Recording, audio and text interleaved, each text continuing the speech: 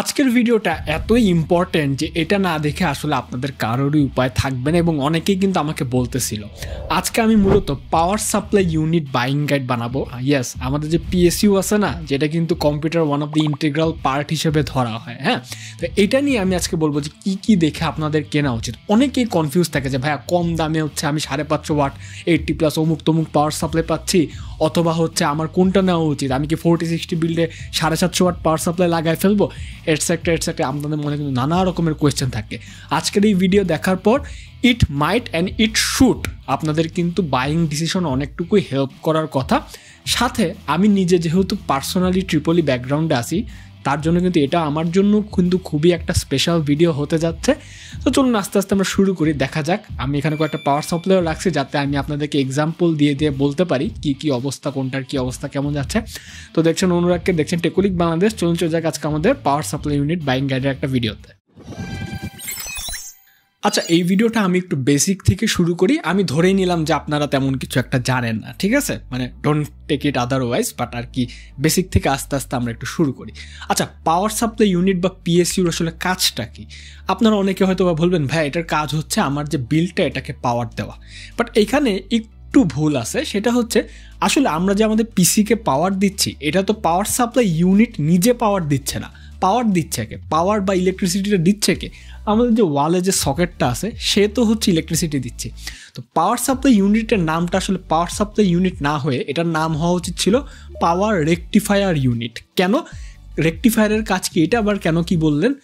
দেখেন, আমাদের যে পিসির মধ্যে যে যন্ত্রাংশগুলো আছে না, motherboard, processor, graphics card, SSD, যাই বলেন না কেন, এগুলো চলতে কিন্তু ডিসি কারেন্টের দরকার হয়। আর আমাদের যে দেয়াল, সেটা কিন্তু হচ্ছে দেয়াল আর কি প্লাগ পয়েন্ট, আর সেটা কিন্তু আমাদেরকে এসি কারেন্ট সাপ্লাই দিচ্ছে। সেই এসিকে যাতে ডিসিতে কনভার্ট করা যায় অথবা রেকটিফাই করা যায়, তার জন্যে কিন্তু এই পাওয়ার সাপ্লাই ইউনিট ইউজ হয়। এবং পাওয়ার সাপ্লাই ইউনিটই কিন্তু কারেন্টটাকে, এসি কারেন্টটাকে রেকটিফাই করে ওটাকে ডিসিতে কনভার্ট করে তারপর আমাদের পিসিতে দিচ্ছে, তারপর আমাদের পিসি কিন্তু স্মুথলি রান হচ্ছে। তো এটার নাম কি আসলে পাওয়ার রেকটিফায়ার ইউনিট হওয়া উচিত না? তো এখানে যেহেতু আমরা একটু কনভার্সনের কথা বলতেছি, আস্তে আস্তে কিন্তু 80+ এই জিনিসটা কিন্তু এসে যায়। এফিসিয়েন্সির যে কথাটা সবাই কিন্তু আপনার মার্কেটে অথবা ফেসবুকে অথবা ইউটিউবে শুনতে বলছেন 80+ ব্রোঞ্জ, 80+ গোল্ড, 80+ টাইটানিয়াম, 80+ প্ল্যাটিনাম। এগুলোর মানে কি ভাই? দেখেন, আমি একটু আস্তে আস্তে শুরু করি। এই যে আমার এখানে আশপাশে যে পাওয়ার সাপ্লাই দিচ্ছেন, 80+ ব্রোঞ্জ খুব বড় করে দেওয়া, থার্মাল রাইটের এটাতে 80+ ব্রোঞ্জ দেওয়া, কোর্সারের এটাতে 80+ ব্রোঞ্জ দেওয়া, অ্যান্টেকের এটাতে 80+ গোল্ড দেওয়া, ঠিক আছে। এটার আসলে মানে কি? দেখেন, 80+ রেটিং মানে হচ্ছে একটা পাওয়ার সাপ্লাই আপনাকে যখন সিস্টেমে পাওয়ার দেয়, তখন হচ্ছে আপনার সিস্টেমের যে পাওয়ারের ডিমান্ড, সেই ডিমান্ডের 20%, 50% এবং 100% লোড। অর্থাৎ আপনার পিসিটা যখন 20% পাওয়ারে চলতেছে তখন, 50% পাওয়ারে যখন চলতেছে তখন, এবং 100 একদম ফুল পোটেনশিয়ালে যখন চলতেছে তখন, এই প্রতিটা সময়ই এক একটা 80+ পাওয়ার সাপ্লাই কিন্তু অলওয়েজ 80%-এর উপরে এফিসিয়েন্সি দিবে, ঠিক আছে। অর্থাৎ 80%-এর উপরে এফিসিয়েন্সি যে কোনো লোডের অবস্থায় কিন্তু সে দিবে।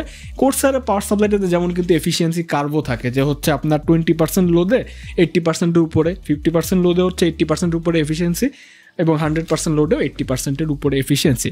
তো এফিসিয়েন্সি ব্যাপারটা আপনারা তো কার্নো ইঞ্জিনের কথা হয়তো বা অনেকেই শুনছেন, যেটাকে ধরা হয় একদম আইডিয়াল ইঞ্জিন, যেটা 100% একদম এফিসিয়েন্ট হয়।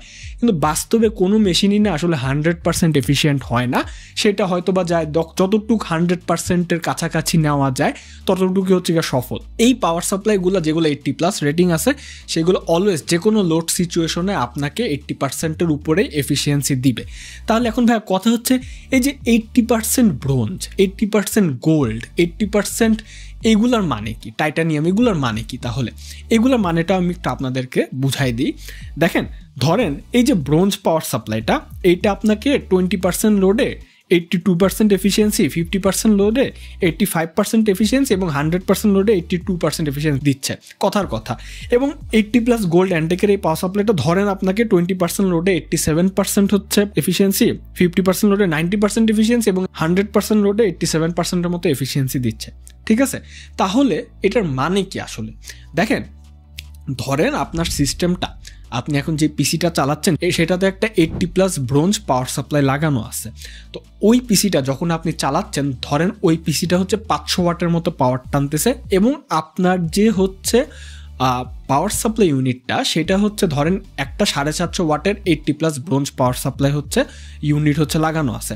তো 80+ ব্রোঞ্জ মানে হচ্ছে এই পাওয়ার সাপ্লাইটা আপনাকে পিসিকে 500 ওয়াট দেওয়ার জন্য, যেহেতু এটা ব্রোঞ্জ গ্রেডের, তার মানে ও ওয়ালের সকেট থেকে মোটামুটি 588 ওয়াটের মতো পাওয়ার টানবে, ঠিক আছে। অর্থাৎ এফিসিয়েন্সি যদি ধরেন 85%-এর মতো হয়, তাহলে হচ্ছে 588 ওয়াটের মতো পাওয়ার টেনে আপনার 500 ওয়াটের পিসিকে দিচ্ছে। অর্থাৎ 500 ওয়াট ডিমান্ড হলেও তাকে 588 ওয়াট করে টানতে হচ্ছে। কিন্তু যদি 80+ গোল্ড হয়, কথার কথা, হ্যাঁ, তার এফিসিয়েন্সি আর একটু বেশি, ধরলাম যে 90% এফিসিয়েন্সি, তখন কিন্তু আপনার 500 ওয়াটের যে ডিমান্ড সেটাকে ফুলফিল করতে ওর পাওয়ার সকেট থেকে 558 ওয়াটের মতো পাওয়ার টানতে হচ্ছে। অর্থাৎ প্রায় কিন্তু 20-30 ওয়াটের একটা গ্যাপ থাকে ব্রোঞ্জ আর গোল্ডের মধ্যে, ব্যাস এটুকুই, এর বেশি কিন্তু কোনো ডিফারেন্স নেই। তার মানে যেগুলো হচ্ছে গোল্ড পাওয়ার সাপ্লাই বা টাইটানিয়াম রেটেড পাওয়ার সাপ্লাই, সেগুলো হয় কি, সেগুলো হচ্ছে আপনাকে একটু বেশি এফিসিয়েন্সি প্রোভাইড করে। বেশি এফিসিয়েন্সির কারণে হিট লসটা কম হয়, অথবা হচ্ছে পাওয়ারের যে আপনার যে লস হয়ে যাওয়া, পাওয়ার কমে যাওয়া, সেটা একটু কম হয়, ব্যাস এটুকুই। বাট কেউ যদি এমন বলে যে ভাইয়া এই যে দেখেন অ্যান্টেকের আমার এই power supply GSK 750 watt 80+ gold, আর থার্মাল রাইটের যে পাওয়ার সাপ্লাই এটা 850 ওয়াট হলো 80+ ব্রোঞ্জ, আমার এই পাওয়ার সাপ্লাই 80+ গোল্ড হওয়ার কারণে 850 ওয়াট থেকে অনেক বেশি ক্যাপাবল, সেরকম কিছু না। এই গোল্ড এফিসিয়েন্সি রেটিং এগুলো পাওয়ার নিয়ে তেমন কিছু কিন্তু বার্তা ডিনোট করে না, সেরকম কোনো সম্পর্ক নাই। বাট একটা ইনডিরেক্ট সম্পর্ক আছে, সেটা হচ্ছে 80+ গোল্ড যে পাওয়ার সাপ্লাইগুলো, এগুলো হায়ার এফিসিয়েন্সি মেনটেন করার জন্য ওদের মধ্যে যে কম্পোনেন্টগুলো ইউজ করা হয় সেগুলো সাধারণতভাবে একটু হাই কোয়ালিটি কম্পোনেন্ট ইউজ করা হয়, যার কারণে কিন্তু যে কোনো ধরনের রিস্ক একটু কমে আসে। এর জন্য আসলে ধরা হয় যে যেগুলো 80+ গোল্ড অথবা 80+ টাইটানিয়াম সেগুলো হচ্ছে অনেক ভালো power supply, which is technically true, but এটাতে কিন্তু পাওয়ারের তেমন কোনো সম্পর্ক নাই। তো অবশ্যই আপনারা যারা যারা পাওয়ার সাপ্লাই নেবেন মিনিমাম 80+ ব্রোঞ্জ নেওয়ার ট্রাই করেন, এবং এটা কিন্তু সব পাওয়ার সাপ্লাই কোম্পানি কিন্তু এটা বলেই মার্কেটিং করে, ঠিক আছে। তো এখন যেহেতু এফিসিয়েন্সির কথাবার্তা হইলো, এখন আমাদের একটু প্রোটেকশনের কথাবার্তাও চলে যেতে হবে। অনেক পাওয়ার সাপ্লাইয়ের ক্ষেত্রে আপনারা দেখবেন কি, যেমন ধরেন আমরা থার্মাল রাইটের পাওয়ার সাপ্লাইটার ক্ষেত্রেই ধরি না, দাঁড়াও, বিনামূল্যে হবে। অনেক পাওয়ার সাপ্লাইয়ের ক্ষেত্রে আমরা দেখি কি জাপানিজ ক্যাপাসিটর লেখা থাকে। জাপানিজ ক্যাপাসিটর কেন লেখা থাকে? দেখেন, জাপানিজ ক্যাপাসিটর এই কারণে লেখা থাকে বিকজ জাপানিজ ক্যাপাসিটর হচ্ছে একটা মানে ভরসার প্রতীক। অনেক চিপ পাওয়ার সাপ্লাই করে কি চাইনিজ ক্যাপাসিটর পচাগুলো ইউজ করে, কিন্তু জাপানিজ ক্যাপাসিটরকে মানুষজন একটু এক্সট্রা ব্র্যান্ডিং করে বিকজ এটা অনেক সলিড জাপানিজ জিনিস, অনেক দিন বেশি যায়, JDM গাড়িটারি। আর চায়নার জিনিস যেটা মেড ইন চায়না, বেশি দিন যায় না, আপনারা তো শুনছেন।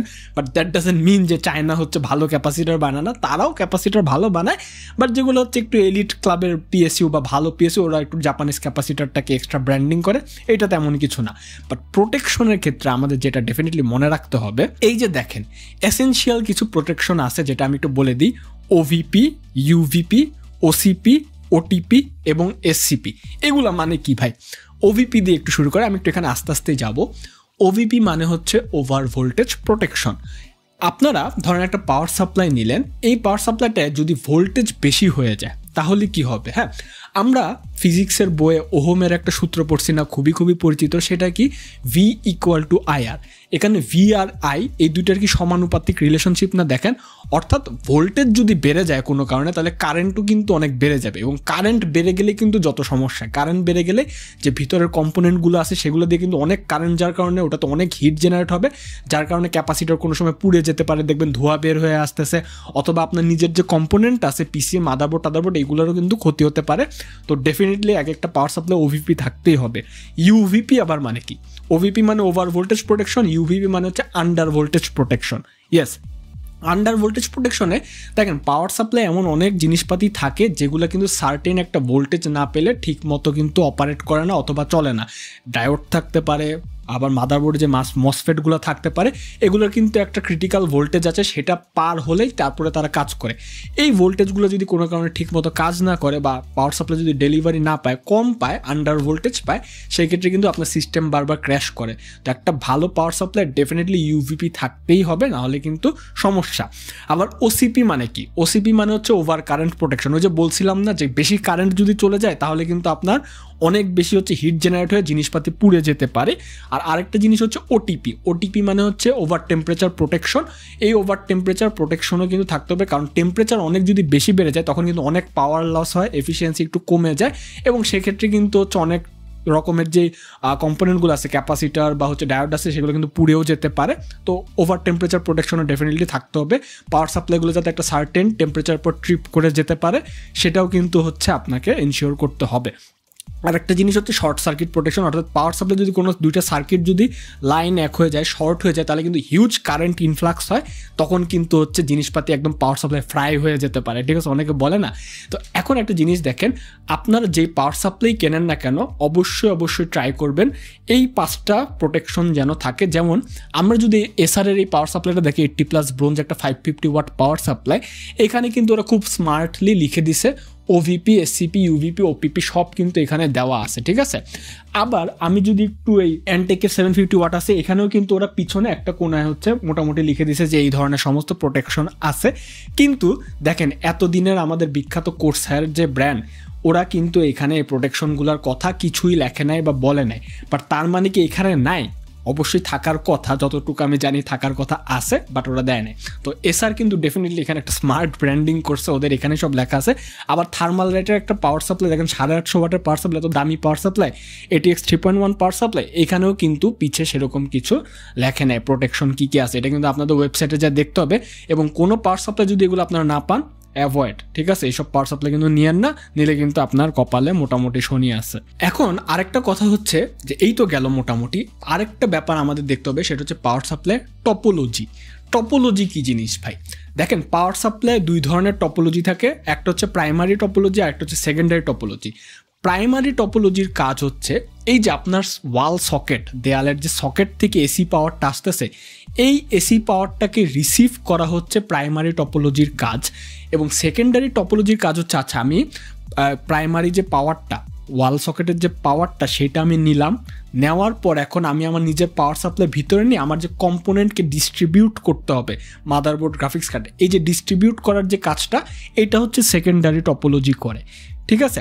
তো টপোলজি মানে কি? টপোলজি একটা জিনিস হচ্ছে একদম সিম্পল, যেটা এক্সপ্লেনেশন, সেটা হচ্ছে যে একটা পাওয়ার সাপ্লাইয়ের যে ইন্টারনাল আর্কিটেকচার, সে কিভাবে তার জিনিসপাতি যোগাযোগ মেনটেন করবে, অথবা হচ্ছে কোন ওয়েতে কাজ করবে, এই ওয়ে অফ ওয়ার্কিং হচ্ছে টপোলজি বলা হয় আর কি। আমরা যেমন কমিউনিকেশনের ক্ষেত্রে নানা রকম টপোলজি দেখি, পাওয়ার সাপ্লাই এরকম টপোলজি আছে।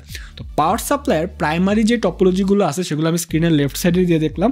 এগুলো হচ্ছে ডিএফ অর্থাৎ ডাবল ফরওয়ার্ড, একটা হচ্ছে এসিআরএফ অর্থাৎ অ্যাক্টিভ ক্ল্যাম্প রিসেট ফরওয়ার্ড, আর একটা হচ্ছে এলএলএলসি অর্থাৎ হচ্ছে আপনার ইন্ডাক্টর কন্ডাক্টর হচ্ছে আপনার রেজোনেন্স কনভার্টার, আরেকটা হচ্ছে পিএসআর অথবা ফেজ শিফট রেজোনেন্স। এবং ডান সাইডে কিন্তু আমি সেকেন্ডারি সাইড টপোলজির নামগুলো দিয়ে দিই। একটা হচ্ছে জিআর অর্থাৎ গ্রুপ রেগুলেশন, একটা হচ্ছে ডিএমএ ডাবল ম্যাগনেটিক অ্যাম্প্লিফায়ার, এবং আরেকটা হচ্ছে খুবই বিখ্যাত ডিসি হচ্ছে টপোলজি, ঠিক আছে।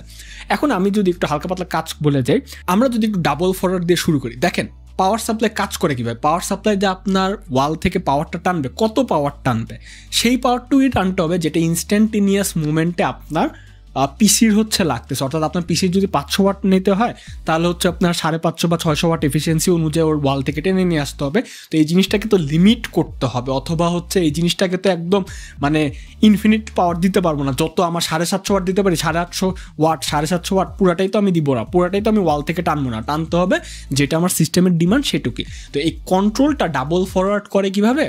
4টা হচ্ছে গেটের মাধ্যমে করে, যেটা কিন্তু একটু ইনএফিশিয়েন্ট টেকনোলজি, মডারেট বা low cost power supply use হয়, এখন খুব একটা ইউজও হয় না। অ্যান্ড সেকেন্ড যে প্রাইমারি টপোলজি, সেটা হচ্ছে এসিআরএফ অর্থাৎ অ্যাক্টিভ ক্ল্যাম্প রিসেট ফরওয়ার্ড। এখানে একটা ক্ল্যাম্প গেট থাকে, একটা অ্যাক্টিভ ক্ল্যাম্প সার্কিটের মতো থাকে, যেটা কিন্তু আপনার হচ্ছে যেই ধরেন হচ্ছে আপনার সিস্টেমের ডিমান্ড 500 ওয়াট পাওয়ার সাপ্লাই, কিন্তু হচ্ছে আপনার পাওয়ার সাপ্লাই টানতেছে 750 ওয়াট ওয়াল থেকে। তো তখন হচ্ছে এই ক্ল্যাম্পটা করে কি, ওই যে 750 ওয়াটকে ক্ল্যাম্প করে মাত্র 500 ওয়াটই হচ্ছে আপনার সিস্টেমকে ডেলিভারি দেয়। তো এরকম ক্ল্যাম্প করার কারণে অনেক সময় হয় কি, অনেক রকমের পাওয়ার লস হয়, ইনএফিসিয়েন্সির কারণে আপনার হিট লস হইতে পারে, এবং কিছু পাওয়ার কিন্তু হারায় যায়, যার কারণে কিন্তু এসিআরএফ টপোলজিটাও কিন্তু খুব একটা আপনার হচ্ছে না পপুলার না, ঠিক আছে, এখনও কিন্তু খুব একটা ইউজ হয় না। আরেকটা হচ্ছে এলএলসি, ঠিক আছে। এলএলসি হচ্ছে ইন্ডাস্ট্রির সব থেকে বেস্ট টেকনোলজি এখন। এইখানে করে কি, 2টা ইন্ডাক্টর এবং একটা ক্যাপাসিটার মিলে ইলেকট্রিসিটিটাকে পুরো হাইওয়ের মতো ধরেন। ওরা কোনো ধরনের ক্ল্যাম্পিং করে না, বরঞ্চ ইলেকট্রিসিটির যে ন্যাচারাল রিদম তার সাথে সাথে মিলে হচ্ছে ইন্ডাক্টর আর ক্যাপাসিটারগুলো হচ্ছে নিজেরা ফ্লোটা কন্ট্রোল করে, রিদমটা কন্ট্রোল করে এবং ওই অনুযায়ী পাওয়ারটা ডেলিভারি দেয়, যার কারণে কিন্তু কোনো রকমের আপনার লস টস হয় না, এফিসিয়েন্সি অনেক হাই থাকে। যেমন আপনার এই যে জিএসকে 750 ওয়াটে কিন্তু দেখবেন এখানে ওরা এলএলসি লিখে দিছে, ঠিক আছে, হ্যাঁ, বাট অন্য কোনোটাতে কিন্তু এলএলসি মনে হয় ইউজও করে নাই, লেখাও নাই, but LLC power supply primary টপোলজিতে সব থেকে বেস্ট। আর পিএসআরটা হচ্ছে ফেস শিফট রেজোনেন্স, যেটা এটা অনেক পুরান টেকনোলজি। কোনো পাওয়ার সাপ্লাই যদি দেখেন পিএসআর ইউজ করছে, স্ট্রেট আপ অ্যাভয়েড ইট, এটা অনেক ইনএফিশিয়েন্ট এবং রিস্কিও কিন্তু। হ্যাঁ, প্রাইমারি টপোলজি বুঝালাম, প্রাইমারি টপোলজিতে এলএলসিটা সব থেকে বেস্ট, ক্ষেত্র বিশেষে এসিআরএফও কিন্তু মোটামুটি বেশ ভালোই। লো বাজেটের যে পাওয়ার সাপ্লাইগুলো মিড বাজেটের ওগুলোতে হচ্ছে আপনার এসিআরএফ ইউজ করে, এই দুইটা থাকলে মোটামুটি ইটস ফাইন। সেকেন্ডারি সাইডে যদি একটু আমরা আসি, প্রথমে যদি জিআর নিয়ে কথাবার্তা বলি, কোনো পাওয়ার সাপ্লাই যদি আপনার সেকেন্ডারি সাইডে জিআর লেখা থাকে স্ট্রেট অ্যাভয়েড ইট, এটা অনেক পুরান টেকনোলজি। এখানে হচ্ছে আপনার সবগুলা রেল, পাওয়ার সাপ্লাই কিন্তু অনেকগুলো রেল থাকে, ঠিক আছে, ওই রেলগুলো দিয়ে হচ্ছে পাওয়ার ডেলিভারি দেয়। 12 ভোল্টের রেল থাকে, 3 ভোল্টের থাকে, 5 ভোল্টের থাকে। 12 ভোল্ট হচ্ছে আপনার সিপিইউ, তারপর হেভি যে কম্পোনেন্টগুলো আছে ওইগুলোকে পাওয়ার দেয়, আর বাদ বাকিগুলো হচ্ছে ইউএসবি পোর্টে পাওয়ার দেয়। তারপরে মাদারবোর্ডে যে হালকা পাতলা চিপগুলো আছে ওগুলোতে হচ্ছে 3.3 ভোল্টগুলো পাওয়ার দেয়। হ্যাঁ, তো এখানে মাল্টিপল রেলগুলো একসাথে রেগুলেট করে, যেটা খুবই ইনএফিশিয়েন্ট এবং পুরান টেকনোলজি এবং রিস্কিও অনেক। এটা দেখলে ওই পাওয়ার সাপ্লাইকে স্ট্রেট আপ ড্রপ করে দেন, এগুলো নিয়েন না। আরেকটা আছে ডিএমএ, ডাবল ম্যাগনেটিক অ্যাম্প্লিফায়ার, যেটা এটা হচ্ছে 2000 সালের দিকের টেকনোলজি।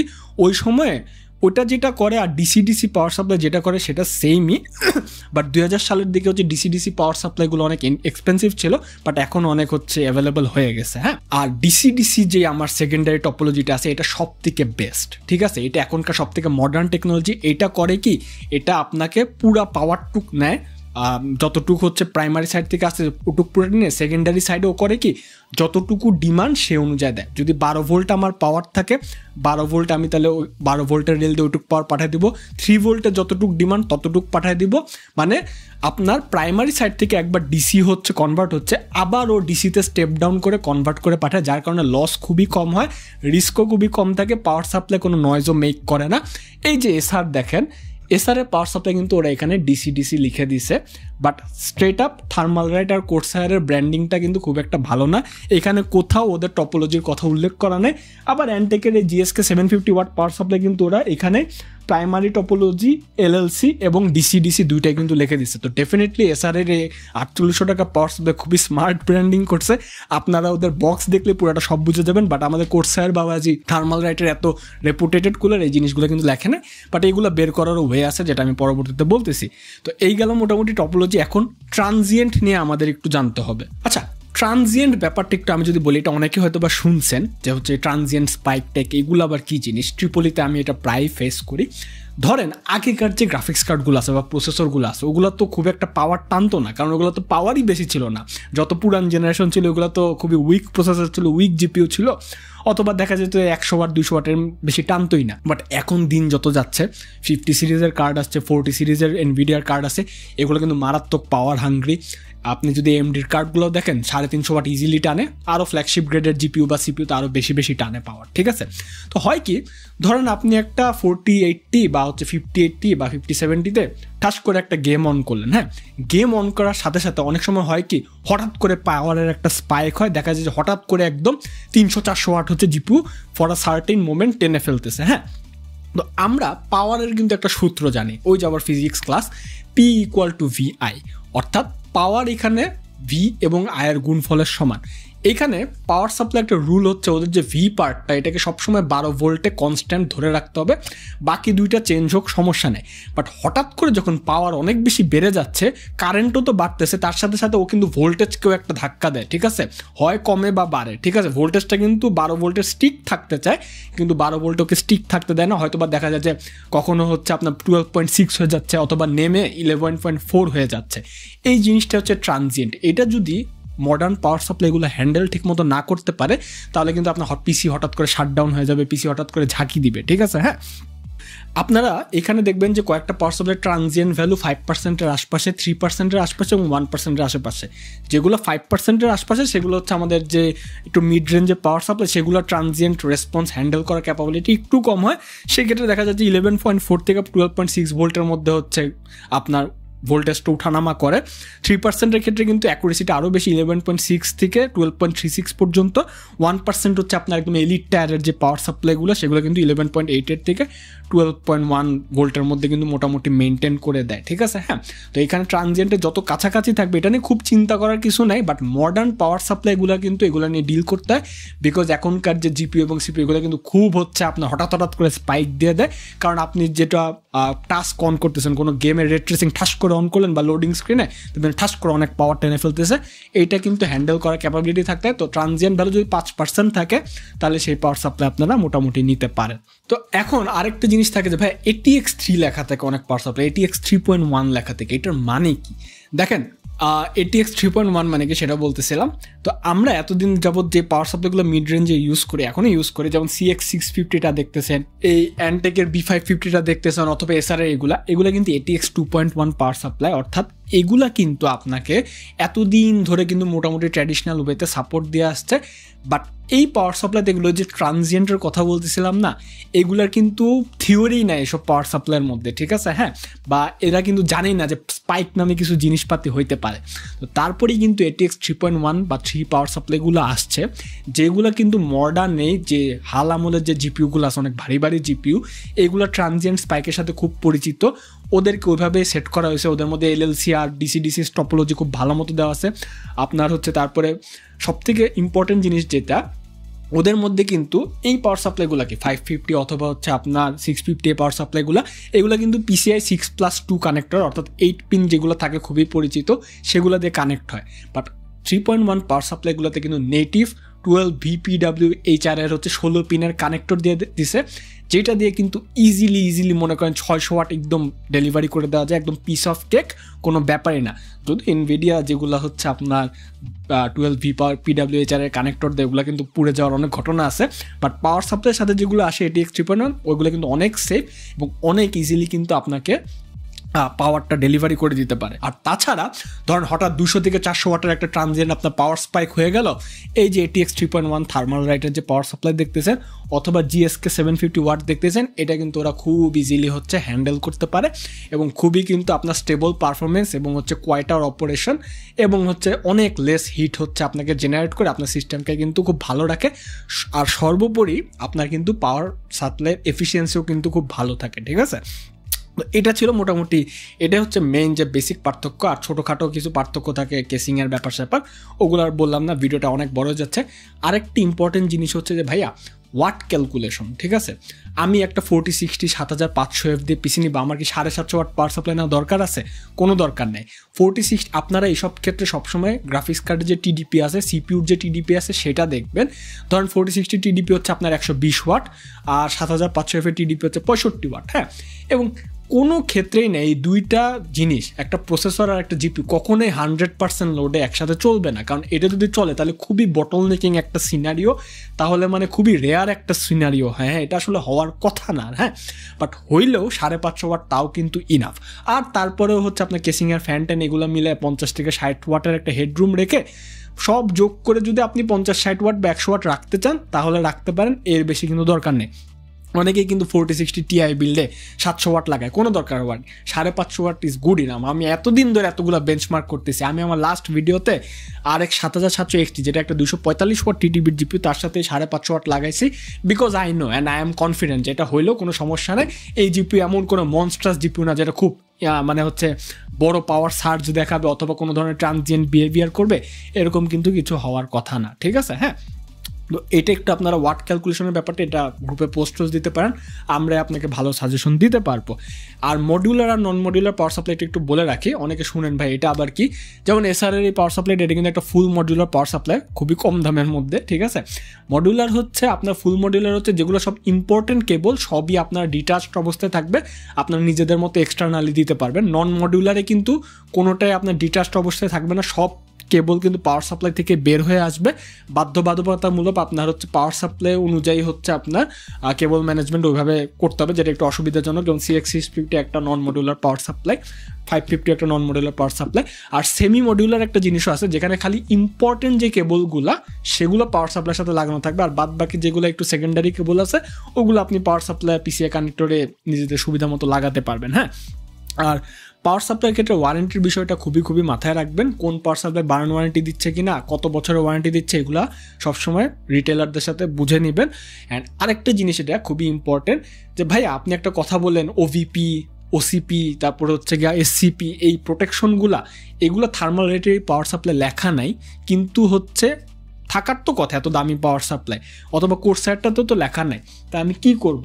অথবা এটাতে B550-তে আপনার হচ্ছে প্রোটেকশন সবগুলো দেওয়া আছে, যে এখানে দেওয়া আছে, কিন্তু ট্রানজিয়েন্টের কথা লেখা নেই, এগুলো আমি পাবো কোত্থেকে?